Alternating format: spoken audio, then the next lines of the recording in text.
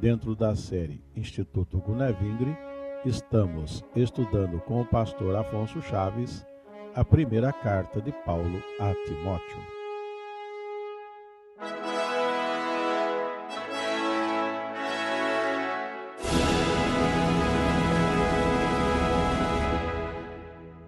Saudamos, amados irmãos, com a paz do Senhor Jesus. Nós vamos dar continuidade hoje ao nosso estudo no livro ou carta primeira de Timóteo, ou carta de Paulo a Timóteo. Nesta carta segunda a Timóteo, que nós já temos estudado ou iniciado o seu estudo, nós falamos que é uma carta pastoral. É de Paulo como pastor, orientando outro pastor, no caso de Timóteo, quanto à sua vida particular, ou a missão, ou cuidado com a doutrina e com a igreja, ensinando a igreja adequadamente. Nós já vimos sobre Timóteo como companheiro de trabalho auxiliar mais próximo do apóstolo Paulo, a quem Paulo chamava de seu filho na fé. O nome Timóteo significa aquele que honra a Deus.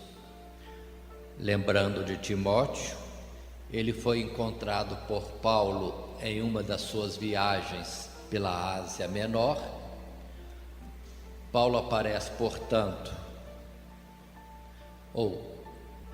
Paulo encontra, conforme o registro de Atos dos Apóstolos, no capítulo 16, sabendo de sua mãe, que era judia, seu pai era grego, mas também sua avó era mulher de fé, conforme citado mais à frente, vamos estar percebendo na próxima carta de Paulo a este Timóteo.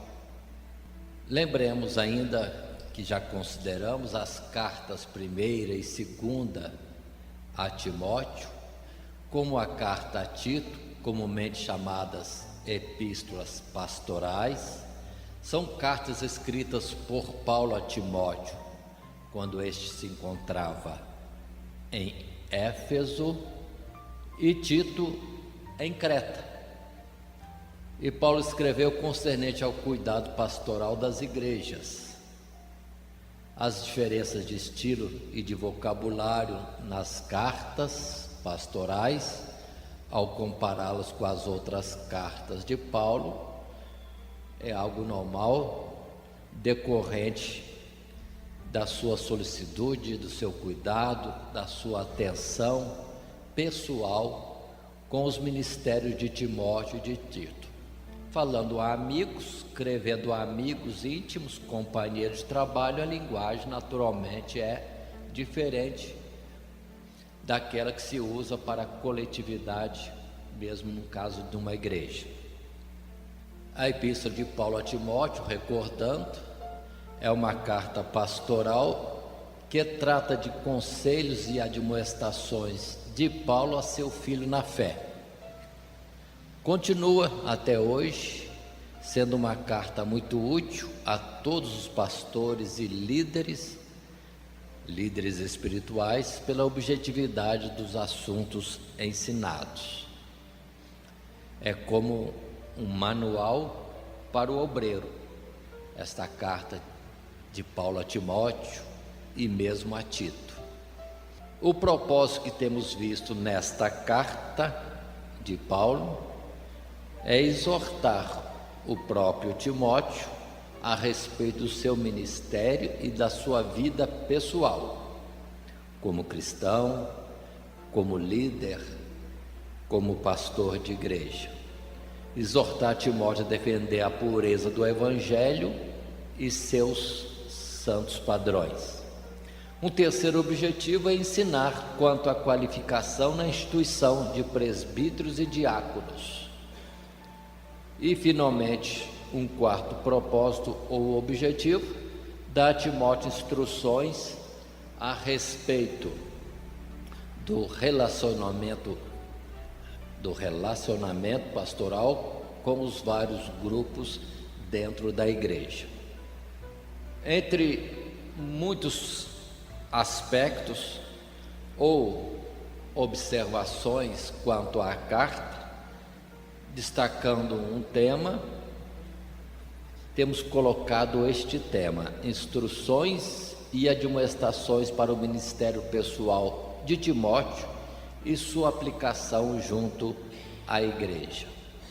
Fazendo um esboço da carta, observe que praticamente toda a carta é dirigida a Timóteo de uma forma objetiva em instruções, pelo que praticamente não há partes na carta, a não ser a própria introdução, o prefácio, no final a conclusão e todo o desenvolvimento da carta em torno de instruções para o ministério de Timóteo, começando no capítulo 1, verso 18, até o capítulo 6, verso 19.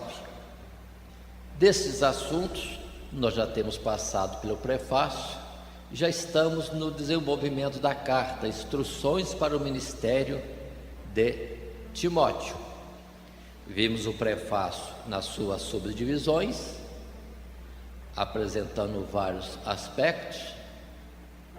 Quando já vimos no capítulo 1 o primeiro subtítulo, admoestações iniciais.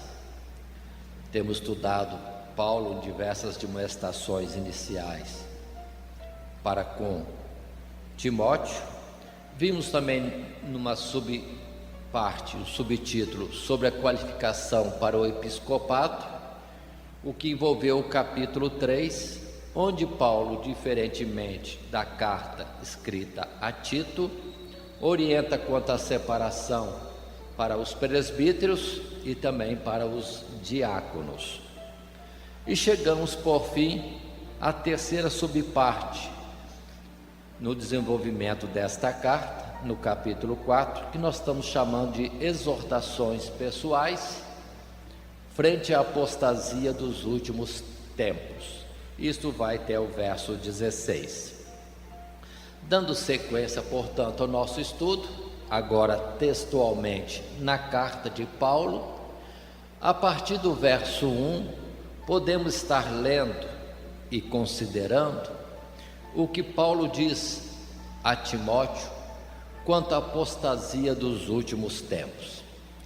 Assim inicia ele dizendo: mas o Espírito expressamente diz que nos últimos tempos apostatarão alguns da fé, dando ouvidos a espíritos enganadores e a doutrinas de demônios, pela hipocrisia de homens que falam mentiras, tendo cauterizado a sua própria consciência, proibindo o casamento e ordenando a abstinência dos manjares que Deus criou para os fiéis e para os que conhecem a verdade, a fim de usarem deles com ações de graças, porque toda criatura de Deus é boa e não há nada que rejeitar, sendo recebido com ações de graças, porque pela palavra de Deus e pela oração é santificada.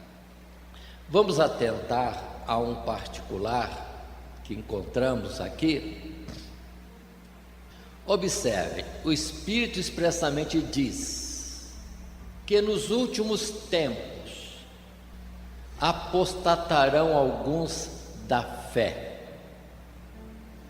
A tendência nossa é lermos um texto como este e lançarmos este último tempo para o futuro. Mas nós precisamos estar atentos que esta carta foi escrita há quase 2000 anos. 2000 anos, muita coisa aconteceu.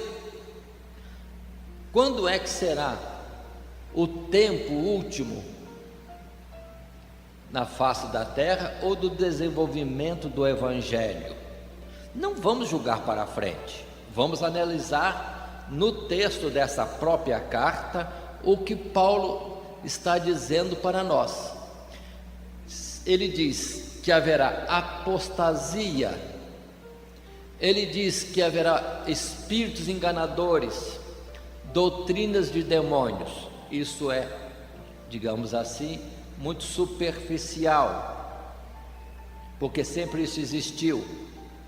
Mas vamos considerar palavras mais que temos: hipocrisia de homens que falam mentiras, cauterizada a sua própria consciência. Isso sempre existiu também. Mas agora, proibindo o casamento. Pronto. Aí já temos um parâmetro específico. Dentro do cristianismo sabemos isso. Houve época terrível na face da terra em que o casamento era proibido. Quando foi isso mais precisamente? Lembremos da Idade Média, em que o casamento só era consentido entendendo que era um mal necessário. Isso é apostasia. A doutrina é o contrário. Por isso que Paulo diz aqui, diz nessa expressão, que proibindo o casamento, ordenando a abstinência do que Deus criou. Foi Deus que criou o casamento. E já em Gênesis a palavra é clara quando diz que Deus viu que tudo era muito bom. Assim que termina a palavra do Senhor no sexto dia. Muito bom. Mas vem os homens e colocam o casamento um mal necessário. Falha na doutrina. E em particular, uma maioria ou uma instituição religiosa da mais numerosa na face da terra, com título de cristã, proíbe o casamento, em especial para aqueles que querem estar servindo a Deus. E observe que Paulo diz: é bom não casar para se dedicar ao evangelho, mas cada um tem de Deus a sua própria vocação. Mas vem a ordem dizendo que para servir a Deus tem que fazer o voto, vamos dizer assim, se guardar o celibato. Isso é ordem, não é opção. Então é apostasia.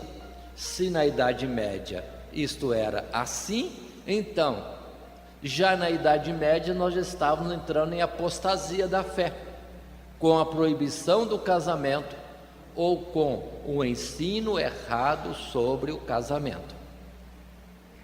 Atentemos isto. Agora, quando ele diz abstinência dos manjares que Deus criou, isso por si mesmo já traz para nós a observação de que o casamento, ou mesmo outros aspectos de prazeres na face da terra, criados por Deus, muitos colocam isso como obrigatoriamente tendo-se que fazer abstinência, quando na verdade Deus criou para nós desfrutarmos. Exemplo, consideremos a palavra de Salomão em Eclesiastes, quando ele mesmo diz que o dom precioso do homem é comer, é beber. Observe esse aspecto: comer, beber e alegrar-se com a mulher da sua mocidade. Quão diferente é do que hoje vemos: proibição para tomar um refrigerante, tomar o café, proibição para comer carne, proibição, e tudo isso com a aparência de algo de santidade, como pureza do Evangelho, quando Paulo na verdade já ensinou que o reino de Deus não é comida, nem é bebida. Diferente. Então, já entramos na apostasia dos últimos tempos. Não entendamos que virá ainda, porque já se entrou nela há muito tempo, inclusive a própria idolatria dentro do meio cristão, e a alteração dos 10 mandamentos, um primeiro mandamento, um segundo mandamento que não é o verdadeiro, enquanto que o segundo mandamento é claro: não farás para ti imagem de escultura, nem imagem alguma em semelhança do que há no céu, na terra ou nas águas debaixo da terra. Não a servirás, não te inclinarás diante dela. Pronto, aí segue ainda a palavra como segundo mandamento, mas é ensinado publicamente no chamado catecismo, algo totalmente diferente do texto sagrado. Isto é a apostasia. Vamos falar mais da apostasia agora, quando em pleno século XXI nós temos a permissão para o divórcio e o incentivo para um segundo casamento. A palavra de Deus é clara pelo profeta Malaquias que Deus aborrece o divórcio. E um outro casamento, quando o primeiro cônjuge ainda está vivo, é adultério. Não podemos tampar o sol com a peneira. Precisamos sim reconhecer os nossos erros, o nosso andar impróprio e arrepender diante de Deus, chegar diante do Senhor. Aqui estamos necessitados da tua misericórdia. Orienta-nos como fazer, porque na verdade a vida de muitos de nós já está bastante complicada, com muitas alterações através do tempo. Nesta forma de viver comum, achando que é dentro do Evangelho, quando na verdade não é mais.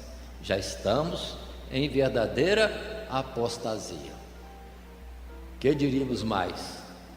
Quando o alvo principal de muitas religiões é o recurso financeiro, quando muitos se enriquecem, constroem mansões e etc. Quando nós vemos Paulo, que para modelo de um pregador do Evangelho, cuidava em, com as suas próprias mãos, fazer tendas e não ser pesado a ninguém. Bem diferente o Evangelho de então do Evangelho de hoje, pelo que podemos dizer que sutilmente muitos estão já apostatados da fé, mas achando isso normal, porque já está espalhado e comum no meio cristão um procedimento inadequado, impróprio. Continuando, casamento, na verdade, é um dom, é uma bênção, e na verdade é útil e adequado o casamento para os fiéis, porque vimos em outra carta Paulo dizendo que para o impuro tudo é impuro. E observe que hoje o sexo já não é mais com aquele objetivo, é somente um prazer totalmente mesquinho, egoísta, não se tem filhos, não tem compromisso no casamento e etc. E isso também é a apostasia da fé. Então o casamento é para quem? Não é para qualquer um. O sexo não seria algo livre para o mundo, mas foi dado por Deus aos fiéis, dentro do objetivo por Ele mesmo criado. Então observe quantas coisas.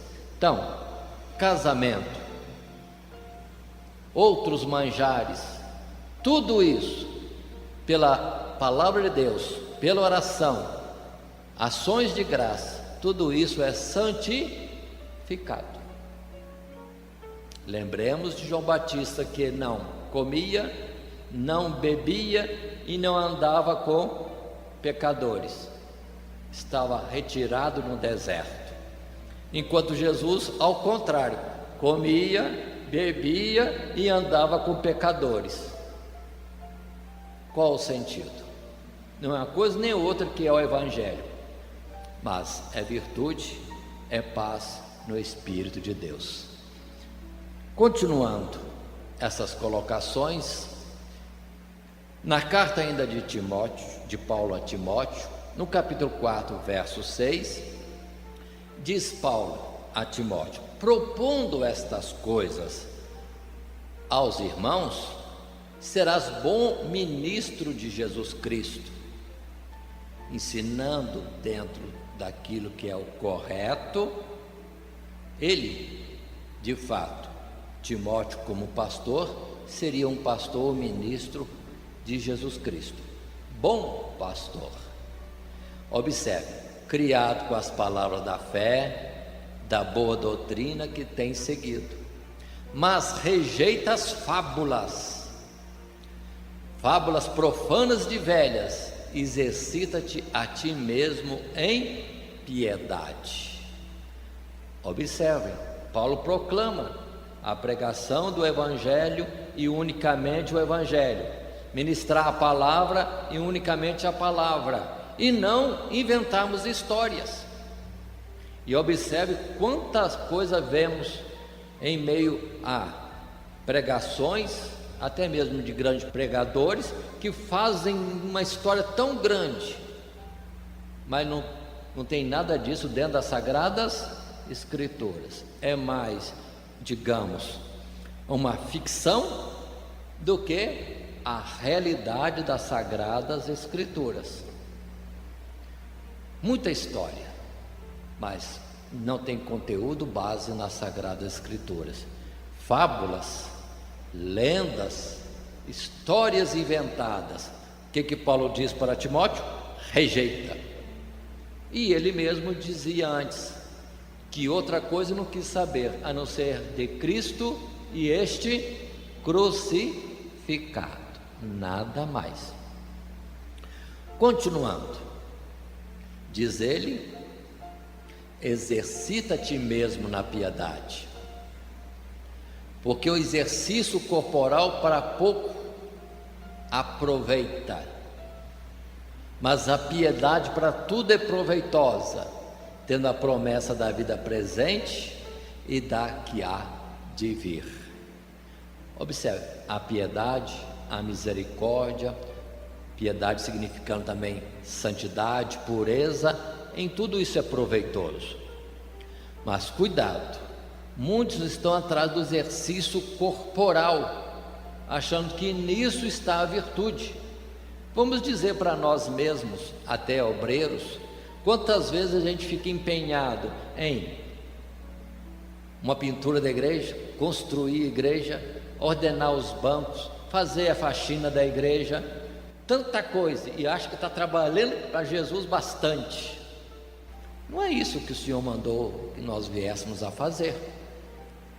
Não é isso. Pedro já disse, certa ocasião, que para não se ver retirado da sua função principal, que se separasse os diáconos, mas quanto a ele deveria estar mais na oração e na meditação das Escrituras. Mas muitos de nós somos tendentes a fazer 1000 coisas e não reservamos o tempo para a oração nem para a meditação das Sagradas Escrituras.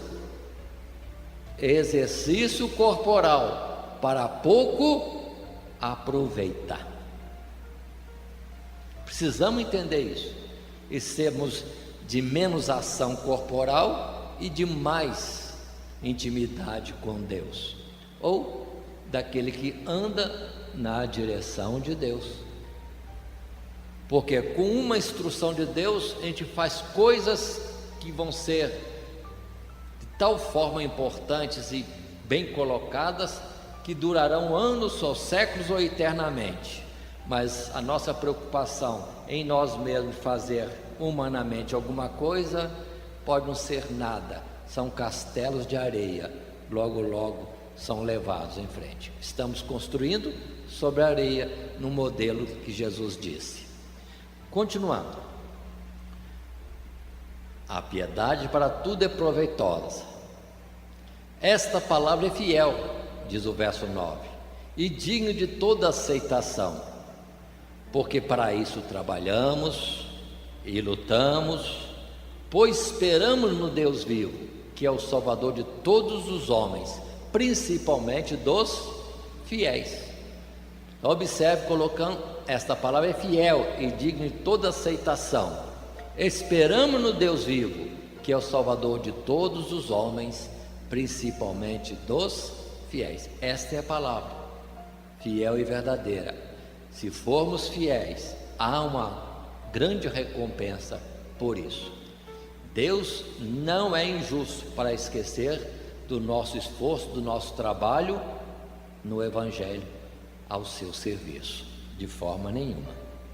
Então tudo o que fizermos terá recompensa. Continuando ainda, no mesmo aspecto, instruções para o ministério de Timóteo, considerando as exortações pessoais frente à apostasia dos últimos tempos, no capítulo 4, Paulo ainda diz: manda estas coisas e ensina-as. Observe que a ordem é direta para Timóteo, é para o ministério dele, em particular no temor do que sobreviria ao mundo, tempo de apostasia. Continua ele: ninguém despreze a tua mocidade, mas seu exemplo dos fiéis na palavra, no trato, na caridade, no espírito, na fé, na pureza. Observe o manual para nós aí, obreiros, tudo direto, objetivo. Persiste em ler, exortar, ensinar, até que eu vá. Se entende-se que Paulo escreveu essa carta quando estava preso, ele tinha a esperança de sair, mas tudo indica que não estava preso nessa ocasião, mas antes retirado em outra região, como a Macedônia ou a Acaia, enquanto Timóteo estava na Ásia Menor, em Éfeso.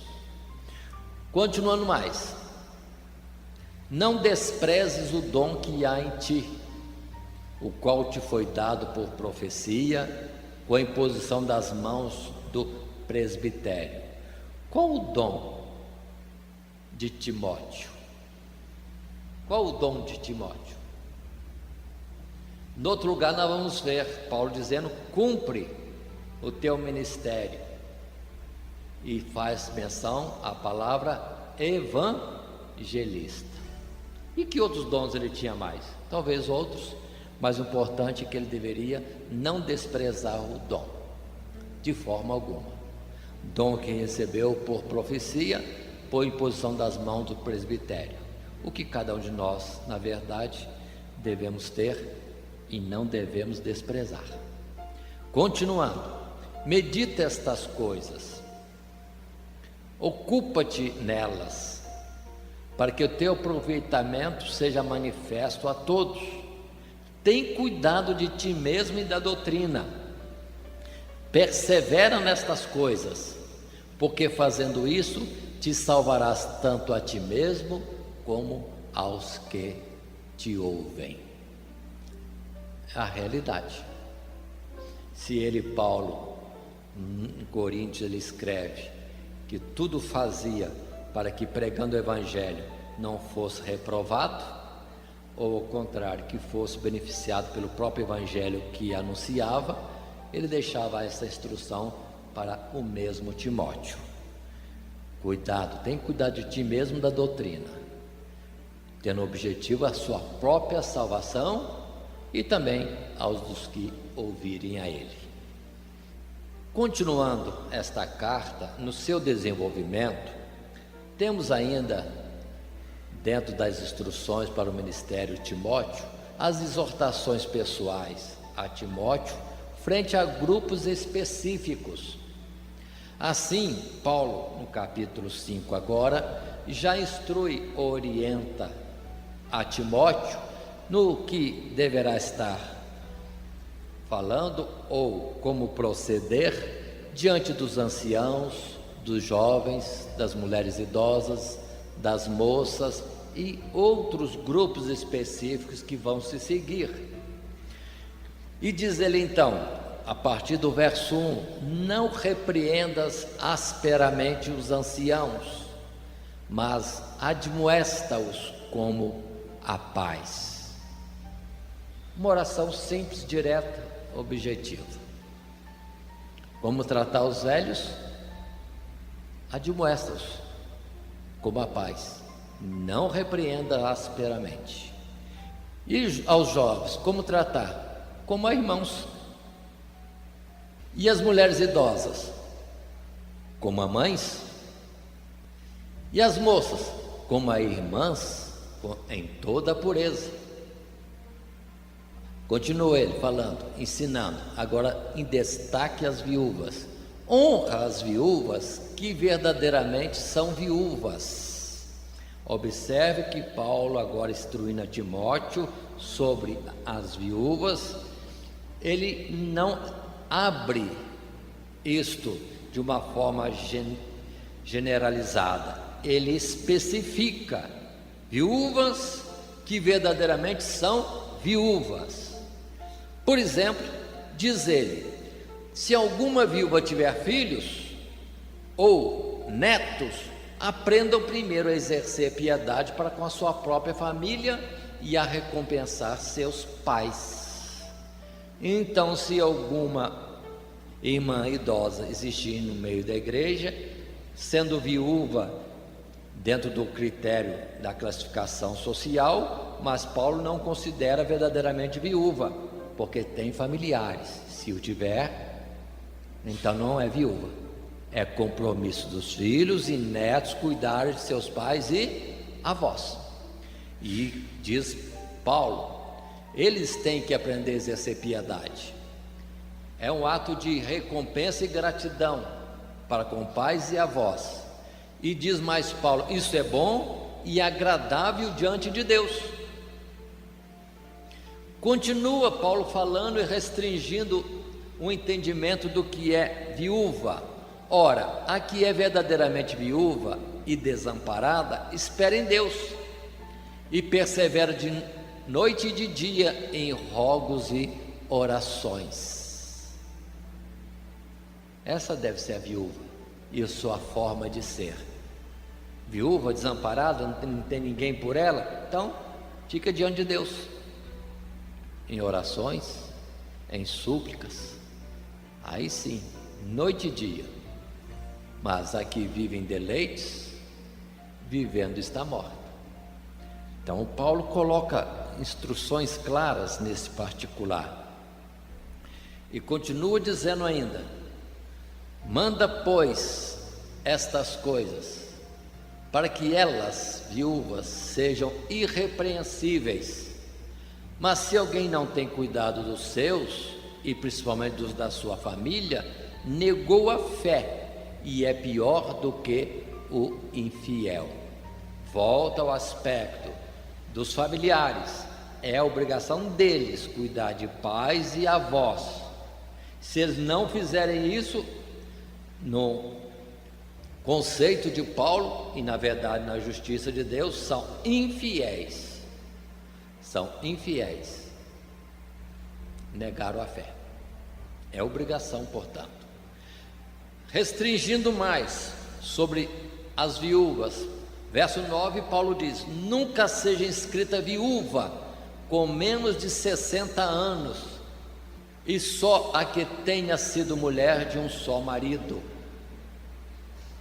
Observem, muitos têm a impressão de que é para usar do benefício da assistência da igreja pelo fato de ser viúvo, mas Paulo vai restringindo de uma forma tremenda. E é Paulo que é cheio de amor para com as almas, mas não aceita algumas coisas impróprias ou uma falsa piedade em detrimento de uma outra obrigação ou injustiça. Continua ele dizendo: mulher viúva que tenha sido mulher de um só marido, mais de 60 anos, verso 10 diz: tendo testemunho de boas obras, se criou os filhos, se exercitou a hospitalidade, se lavou os pés aos santos, se socorreu os aflitos, se praticou toda boa obra. Vai ficando mais difícil termos viúva na igreja. É Paulo falando. Paulo, que dava a sua vida para ganhar as almas, e sofrendo açoites, prisões, fome, tanta coisa, mas coloca critérios firmes. Não é falta de amor. Observe bem, critérios justos. Continua ainda, verso 11: não admita as viúvas mais novas, porque quando se tornam levianas contra Cristo, querem casar-se, tendo já a sua condenação por haver aniquilado a primeira fé. Paulo é bem rígido nesse particular. O alvo principal de qualquer um, em particular aqui nesse texto das viúvas, não deve ser um novo casamento. Se já passou por um casamento, já tem essa experiência, já cumpriu este ministério, que cuide de estar no serviço do Senhor, como ele escreveu em 1 Coríntios capítulo 7. E ele entende que quando a viúva está preocupada em casar-se, aniquilou a primeira fé. Paulo é bem rígido nisto. E se alguém quer contender com Paulo, lembre-se que Paulo disse: e eu cuido que tenho o Espírito de Deus. E a gente deve fechar a boca nesta hora. Continuando, observe quantos versos só para falar da viúva.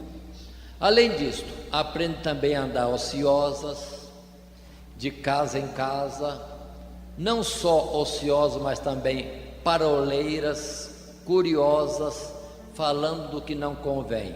Paroleiras, faladoras, fofoqueiras, curiosas, falando o que não convém. Viúva assim? Não. Ela precisa ser disciplinada, aprender a forma correta de andar.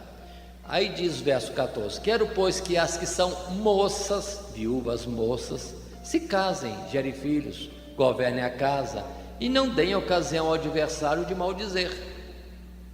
Observe que começou falando das idosas, viúvas, idosas, subtende-se.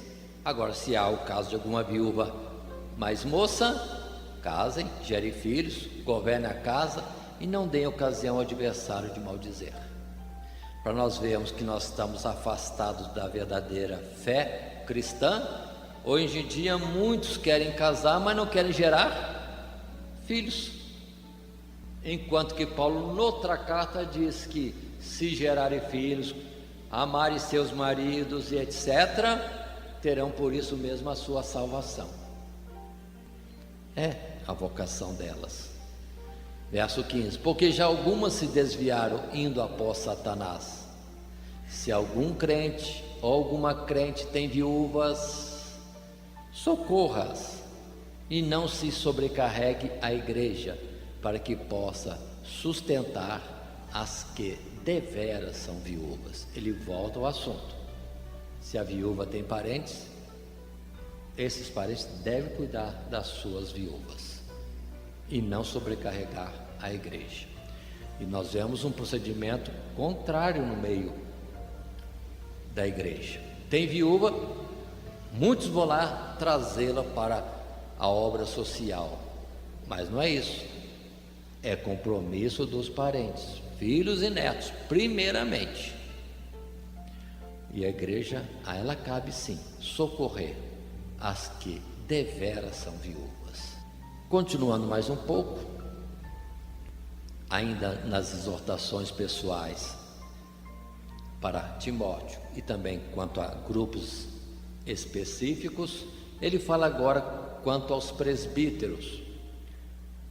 Diz Paulo: os presbíteros que governam bem sejam estimados por dignos de duplicada honra, principalmente os que trabalham na palavra e na doutrina.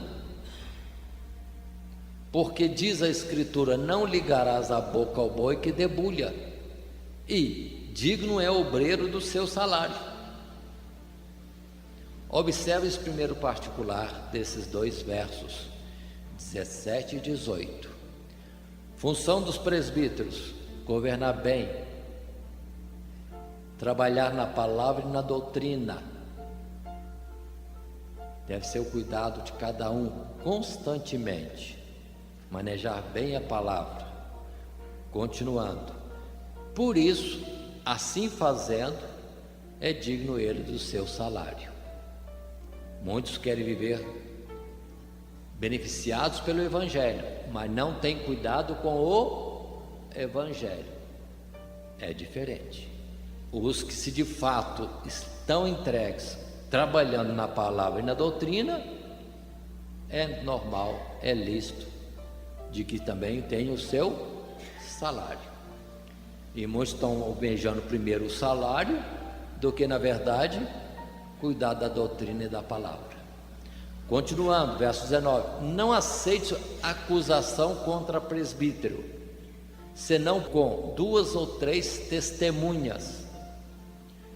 Cuidado, ouviu-se uma palavra, não pode imediatamente tendo aquilo como verdade, tem que se investigar, tem que levantar mais esta questão, 2 ou 3 testemunhas, e não um dito de alguém, simplesmente.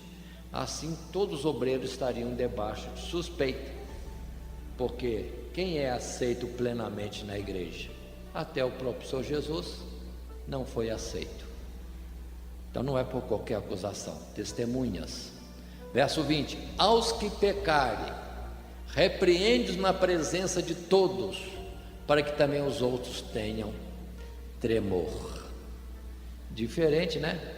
Nós vemos muitas vezes aí, quando é um obreiro que peca, na surdina, varre-se a sujeira para debaixo do tapete, ou transfere para um lugar onde ele não é conhecido. Está errado, está errado. A palavra, segundo Paulo, é repreende na presença de todos, para que haja temor.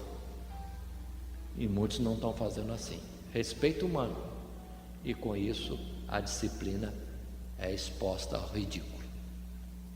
Continuando: conjure-te diante de Deus e do Senhor Jesus Cristo e dos anjos eleitos, que sem prevenção guardes estas coisas, nada fazendo por parcialidade, tratando de grupos específicos, nada de parcialidade, e nem planejadamente com prevenção, não, de forma alguma, como já arquitetando o uso da palavra contra alguém. Não, não é assim. Por isso que essa palavra, conjure-te diante de Deus, que sem prevenção guardes estas coisas. Continuando, verso 22, ainda falando sobre o presbítero ou os presbíteros, ele dá orientação dizendo: a ninguém imponhas precipitadamente as mãos, nem participe dos pecados alheios, conserva-te a ti mesmo puro. O que quer dizer isto? Quantas vezes a imposição da mão é feita de forma precipitada, separando-se obreiros, presbíteros, por alguma razão de interesse e não por causa de um dom ou uma vocação que Deus tenha dado. Por isso que sinto tanta dificuldade na hora de separar obreiros, que há muitas coisas em paralelo correndo na mesma hora. Muitos são separados por terem um grau de instrução, terem recurso financeiro, por parentesco, por simpatia, por promessa feita, e quando não é analisado a verdadeira vocação dada por Deus. Ele diz: a ninguém imponhas precipitadamente as mãos. Poderia ser o caso de estar participando dos pecados alheios. Nós estamos vendo isso no contexto de presbítero. Pode ser que isso também possa ser estendido em outras imposições das mãos também, porque nem toda enfermidade é para ser repreendida. Há casos também em que o Senhor está operando numa prova qualquer, ou num castigo, numa correção, e não é a nossa oração, a nossa imposição da mão que vai estar resolvendo e trazendo benefício para aquele. Não, aí estamos sendo participantes do pecado alheio. Precisamos ter cuidado.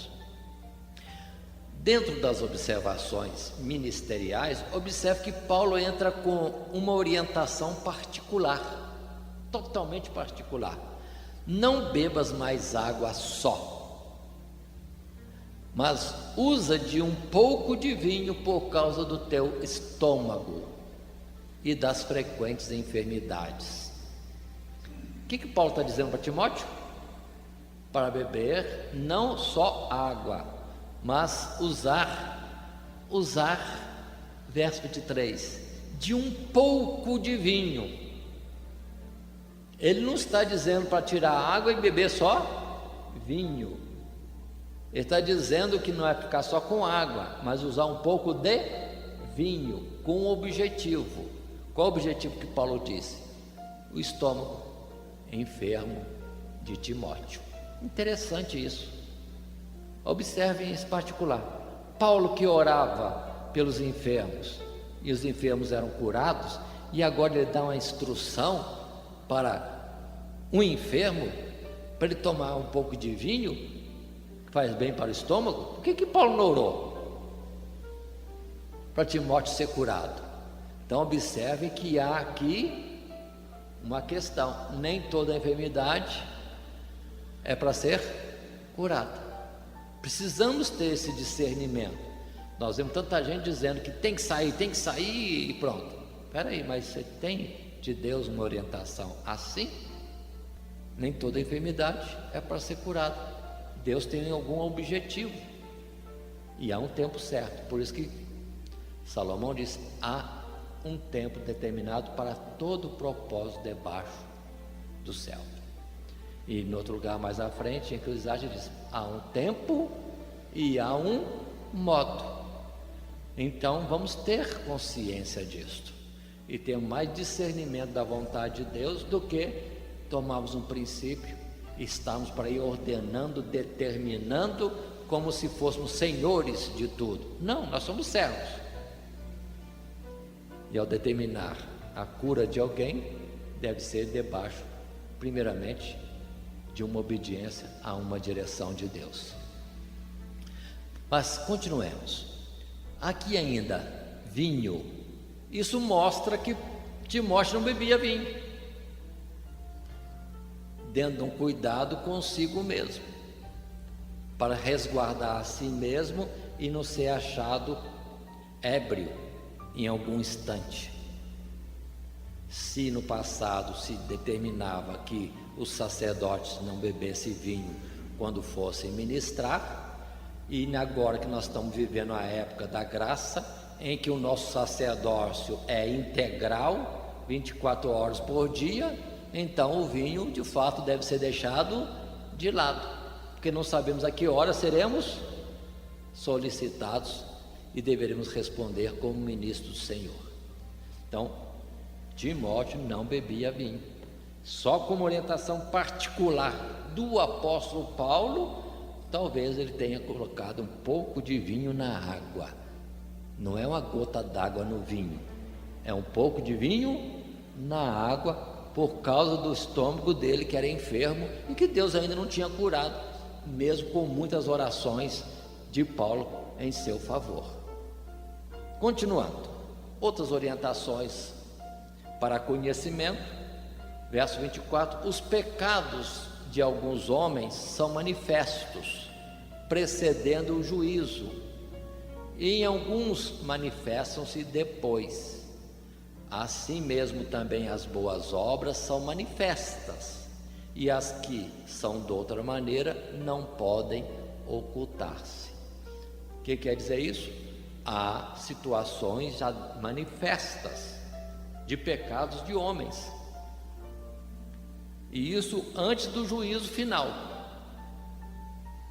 Mas há pecados também que não são manifestos e vão ser só manifestados depois, no dia do juízo final. Então precisamos compreender que nem tudo é revelado agora. Por isso que Jesus disse que tudo aquilo que nós dissemos em segredo dentro do escritório será publicado de uma forma pública depois. Cuidado, daremos conta de qualquer palavra nossa, só que às vezes isso é feito agora e às vezes só fica reservado para o dia do juízo. Mas quanto às obras, observe, são manifestas, o proceder é visto. Por isso que Jesus diz: pelos seus frutos, pelas suas obras, os conhecereis. São dados práticos para o que deve estar atento. Passando ao capítulo 6, Ainda instruções para o ministério de Timóteo, exortações pessoais e a grupos específicos. Nós temos, agora sim, Paulo falando aos servos, não Paulo falando aos servos, falando a Timóteo, para que este assim ensine aos servos. Diz Paulo: todos os servos que estão debaixo do jugo, estimem a seus senhores por dignos de toda honra, para que o nome de Deus e a doutrina não sejam blasfemados. E essa instrução é normal em outras cartas de Paulo, como em Colossenses, em Filipenses, é a mesma instrução, que os servos trabalhem como que servindo a Deus, não na aparência, só de frente para com o patrão, mas com toda honestidade, e isso para testemunho da doutrina. No verso 2: e os que têm senhores crentes, não os desprezem por serem irmãos, antes os sirvam melhor, porque eles que participam do benefício são crentes e amados, e isto ensina e exorta. Quantas vezes nós vemos irmãos que estão como que servindo a outros e negligenciam isso, e dizem: é irmão mesmo, não tem importância, irmão não vai achar ruim, ou vai perdoar, ou não vai fazer caso. É o contrário, é para servir melhor ao patrão e irmão. Agora vamos ver, muitas vezes vemos entre os irmãos dizendo: eu chamar um irmão para trabalhar no serviço? De jeito nenhum. Por que tem esse dito no meio do povo? Porque tem irmãos trabalhadores que, ao fazer algum serviço para algum irmão, não estão sendo diligentes, e fica a má fama, e nisso podemos dizer que é blasfemado o nome do Senhor. E se isso é lá fora? Se para com o irmão e faz isso, e lá fora? E não vai ser descoberto também sendo negligente? Certamente vai ser descoberto como negligente. Mas Paulo diz: se o patrão é irmão, serve melhor. Isto ensina e exorta. Numa outra palavra de Paulo, mesmo de Pedro, ele diz: até os patrões maus sirva bem, como sendo ao Senhor, porque o galardão final não será do patrão terreno, será do patrão celestial. Aí sim. Continuando, Paulo diz a Timóteo: se alguém ensina alguma outra doutrina, em resumo podemos dizer, é soberbo, nada sabe, aparta-te dos tais. De uma forma rápida é isso. Se alguém ensina diferente disso, é soberbo, não está entendendo nada, aparta-te desses, porque o ensino é do apóstolo Paulo, e ele recebeu do Senhor. Quem tem um testemunho melhor do que este? E assim, textualmente, podemos continuar lendo. Se alguém ensina alguma outra doutrina e não se conforma com as sãs palavras de nosso Senhor Jesus Cristo e com a doutrina que é segundo a piedade, é soberbo, nada sabe, mas delira acerca de questões e contendas de palavras, das quais nascem invejas, porfias, blasfêmias, ruins suspeitas, contendas de homens corruptos de entendimento e privados da verdade, cuidando que a piedade seja a causa de ganho. Aparta-te dos tais. E quantos não querem trabalhar, mas querem ser ministro do Evangelho? Não querem suar a camisa. Estão usando o Evangelho como causa de ganho. Agora, por essas palavras, consideremos, não é o que vemos hoje? Quantas denominações diferentes? Por que tantas igrejas com princípios diferentes? Procedimentos diferentes, doutrinas diferentes, rituais diferentes, verdades diferentes. Deve ter céus diferentes, deve ter também Jesus Salvador diferente. Mas tudo isso, homens corruptos que trazem contendas e divisões no seio da igreja. Quantas doutrinas diferentes. O que Paulo diz? Aparte-te dos tais. Continuando mais um pouco, ainda no capítulo 6, verso 6, diz: mas é grande ganho a piedade com contentamento. Observem, não é uma falsa piedade, uma piedade verdadeira. Verso 7, porque nada trouxemos para este mundo, e manifesto é que nada podemos levar dele. A vida cristã de muitos consiste em acumular bens, como se isso fosse a aprovação da sua vida espiritual e que pudesse levar isso para o céu. Paulo está dizendo bem claro: piedade com contentamento e não com interesse de alguma posse. Continuando, tendo porém sustento e com que nos cobrirmos, estejamos com isso contentes. Aqui não fala de carro 0 km nem importado, aqui não fala de casa própria, aqui fala se tivermos sustento e com que nos cobrirmos, estejamos com isso contentes.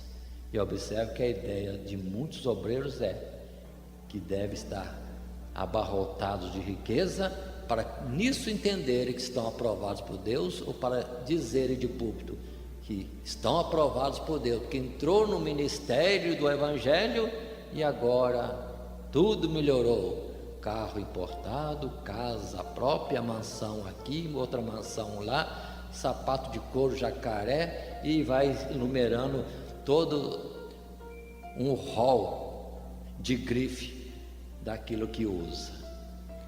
Não é isto o Evangelho de Cristo Jesus. Jesus disse: se não aborrecermos a nós mesmos, se não aborrecermos a nossa própria vida, se não renunciarmos, se não tomarmos a nossa cruz, não somos dignos dele.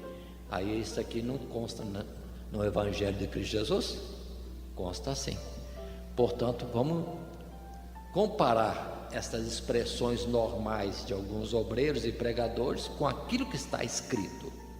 Mas diz Paulo ainda, verso 9: mas os que querem ser ricos caem em tentação e em laço, e em muitas cobiças loucas e nocivas, que submergem os homens na perdição e ruína. Porque o amor do dinheiro é a raiz de toda espécie de males, e nessa cobiça alguns se desviaram da fé e se traspassaram a si mesmo com muitas dores. Se sobre alguém vier a oportunidade de riqueza, não coloque o coração nisso. Não coloque. O amor do dinheiro é a raiz de toda espécie de males. O amor ao dinheiro é avareza.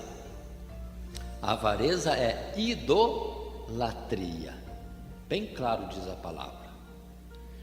Continuando um pouco mais, Paulo diz, depois dessas exortações, firmando agora a posição: mas tu, ó homem de Deus, foge destas coisas, segue a justiça, a piedade, a fé, a caridade, a paciência, a mansidão, milita a boa milícia da fé, toma posse da vida eterna, para a qual também foste chamado, tendo já feito boa confissão diante de muitas testemunhas.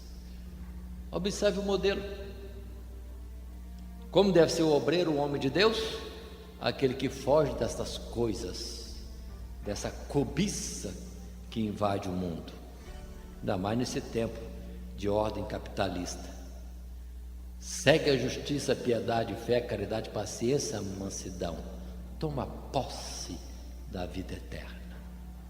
Este é o alvo maior, e não coisas deste mundo. Por isso que em Coríntios, Ou Colossenses capítulo 3 diz: se já ressuscitaste com Cristo, olhai, pensai nas coisas que são de cima, não atentando para o visível, que perece, mas para o invisível, que é eterno. Continuando no capítulo 6, verso 13, diz ele: mando-te diante de Deus, que todas as coisas vivifica, e de Cristo Jesus, que diante de Pôncio Pilatos deu testemunho de boa confissão, que guardes este mandamento sem mácula, irrepreensão, até a aparição de nosso Senhor Jesus Cristo, a qual a seu tempo mostrará o bem-aventurado e único poderoso Senhor, Rei dos reis e Senhor dos senhores. Até quando Paulo deveria estar, Paulo diz a Timóteo que deveria estar tendo cuidado com a doutrina e guardando todos esses mandamentos até a vinda do Senhor. Quando então se veria o poderoso e único Senhor, Rei dos reis e Senhor dos senhores? Chama a atenção, conforme fiz já no início desta carta, quando estudamos Paulo dizendo a respeito de Cristo Jesus, ele como imortal. E agora, observem bem no verso 16, quando diz: aquele que tem ele só a imortalidade e habita na luz inacessível, a quem nenhum dos homens viu nem pode ver, ao qual seja honra e poder sempre eterno. Amém. Observe que em questão de últimos tempos e apostasia da fé ou da doutrina, aqui temos um item: a imortalidade. Quem é imortal? Quem é imortal? Quem é imortal? Não dizem por aí que nós somos imortais? É um erro gravíssimo, não estou entendendo. O único imortal, único, que tem a imortalidade, tanto que diz a palavra, aquele que tem ele só a imortalidade. E o dito normal, a filosofia religiosa que impera é que todos são imortais. Aí vem erros. Morreu só para essa vida, porque não morreu porque é imortal, a alma está em algum lugar. Aí o espírita manda reencarnar ou vagar por aí até achar descanso, ou vai para outro mundo, outra esfera, outra dimensão. O católico manda para o inferno, ou manda direto para o céu, ou manda para o limbo, ou manda para o purgatório. E o crente não sabe bem o que é as coisas, ou manda para o seio de Abraão, manda para a Geena, ou manda e fica inventando lugares para colocar o imortal, quando na verdade o homem é mortal. Haverá imortalidade e temos a vida eterna se estivermos em Cristo Jesus. É condicional. Essa ideia de que nós somos imortais é uma falha doutrinária. Ele só Deus é imortal. Por isso, tu és pó e ao pó tornarás. Por isso, haverá uma ressurreição. Se fôssemos imortais e tivéssemos cá ou colar, era só dar um novo corpo celestial. Não, haverá uma ressurreição. Ainda que para o justo, o que está em Deus, o Senhor não chama morte, chama dormir. Porque Deus chama as coisas que não são como se já fossem. Para Deus estão vivos.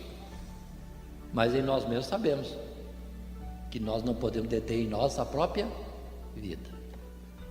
Salomão disse: nessa luta não há vencedor. Não há vencedor. Todos descerão ao pó. Inclusive, a palavra em Isaías, em Ezequiel, fala bem claro do próprio Satanás, ser celestial, angelical. Mas ele mesmo vai dizer diante daquele que o traspassar: não sou Deus? E a palavra é: não és Deus, és homem, na mão daquele que te mata. Entendamos isso, é erro de conceito, de doutrina. Temos a vida eterna se estivermos em Cristo Jesus. Fora disso, somos mortais. Somos mortais. Estamos ou não estamos no último tempo?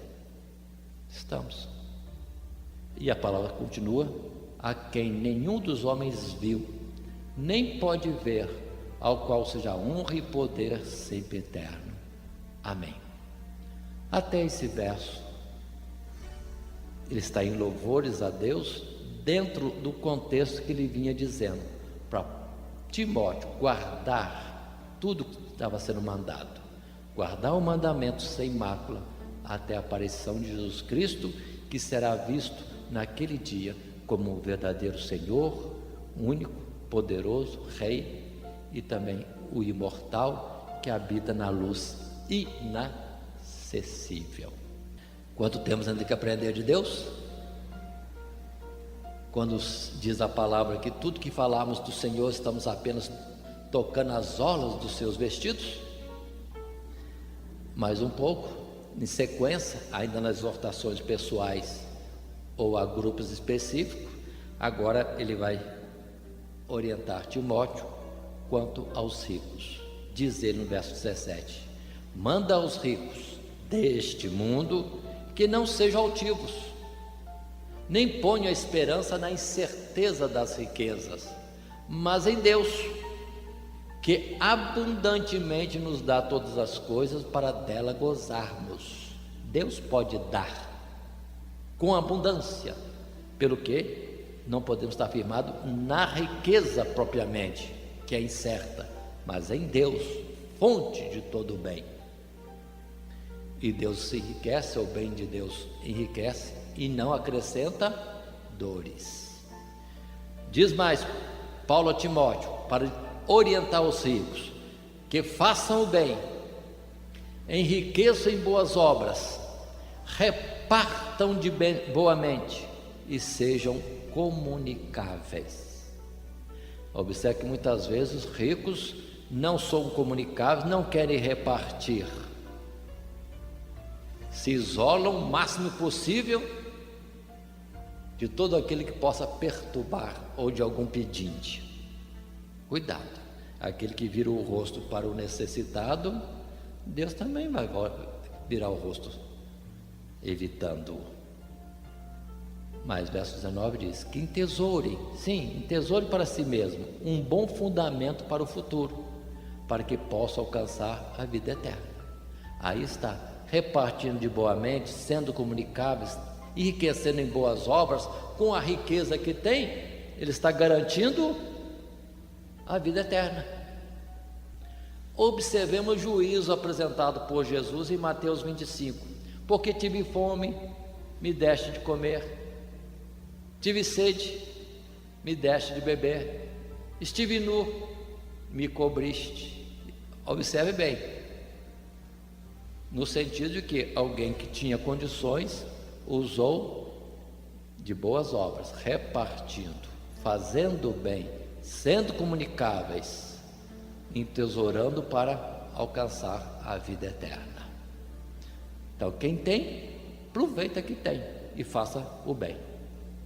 Terminando todas essas exortações pessoais e a grupos específicos, dentro de muitas instruções para o ministério de Timóteo, por fim, chegamos aos versos finais, na conclusão do capítulo 6, verso 20 e 21, quando rapidamente ele encerra com poucas palavras, dizendo: ó Timóteo, guarda o depósito que te foi confiado. Outra vez, guarda o depósito, tendo horror aos clamores vãos e profanos e às oposições da falsamente chamada ciência, a qual professando alguns se desviaram da fé. A graça seja contigo, amém.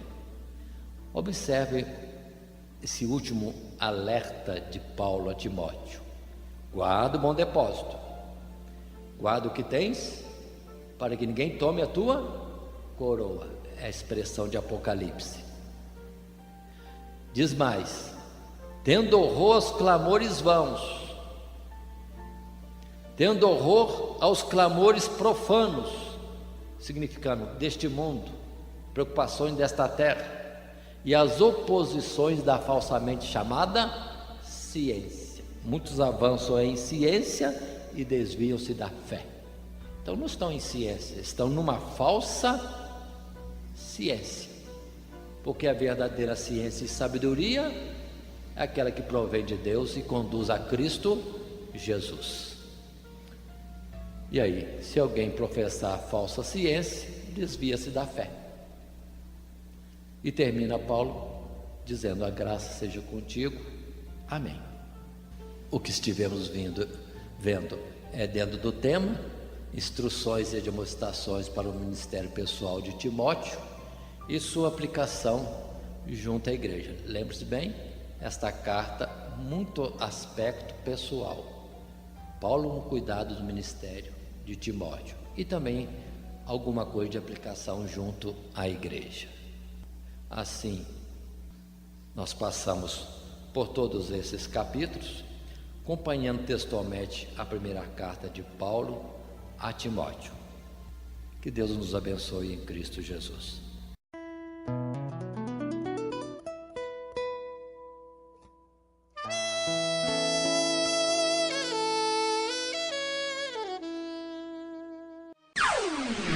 Todo dia, toda hora, muito mais prazer em ouvir. Radionet Grata Nova. Web Rádio, a qualidade que faz a diferença, cada vez mais necessária. Rede Grata Nova de Evangelização. Acesse nosso site www.horadadecisão.com.br. Hora da Decisão, tudo junto, sem acento.